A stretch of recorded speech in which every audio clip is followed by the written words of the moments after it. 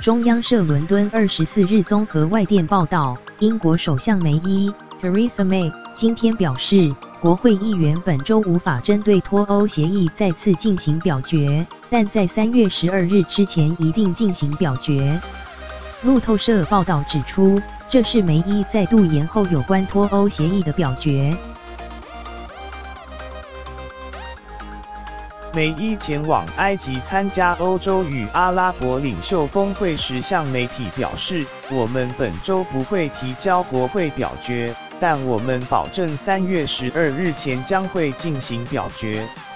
梅伊表示，他必须与欧盟进一步磋商，以确保脱欧协议修正内容能够过关，以致本周无法进行表决。